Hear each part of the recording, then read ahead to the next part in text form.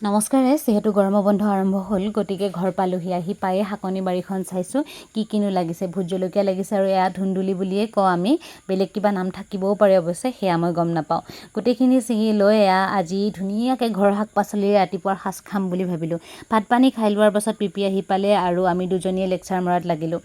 তাৰপাছত ভাবিলোঁ যে মই দহি বাতি লওঁ কাপোৰযোৰৰ বহুত দিনতে মাক আনি দিয়া হৈছিল সেইখিনি কাম কৰি হয় মানে দুপৰীয়া লাগিল ইমান বেছি গৰম আছিল আৰু নেমু চৰবত অকণমানকে খালোঁ খাই বৈ লোৱাৰ পাছত আমি এয়া অকণমান পিঠা বনালোঁ বনাই দুপৰীয়া অকণমান খাই মেলি ল'লোঁ লৈ ফুৰিবলৈ বুলি ওলালোঁ মই ঘৰলৈ আহিলে ফুৰিবলৈ যোৱা হয়েই এইফালে আকৌ টুনটুনে সেয়া দেউতাকৰ লগত ধান বানিবৰ কাৰণে যাব ওলাইছে ঘাই ঘৰৰ ফালে অকণমান ওলাই আহিলোঁ আৰু মাৰ একদম গা বেয়াই হৈ থাকে আকৌ গা বেয়া হৈছে মূৰ বিষাইছে তাকে কিবা কিবি কৈ মই হাঁহি হাঁহি আহি আছিলোঁ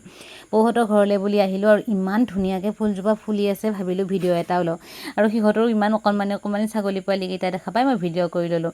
খুৰীমাহঁতৰ ঘৰলৈ আহিলোঁ আৰু এয়া খুৰাৰ ল'ৰা ভাইটিয়ে আঁকি থৈছে এয়া দৰ্জাখনত আমি ফুৰি মেলি আহোঁ মানে 7:30মান বাজিল চাহ তাহ খাই আহি আকৌ ৰুটি বনোৱাত লাগি দিলোঁ আৰু খালোঁ আজিলৈ ইমানেই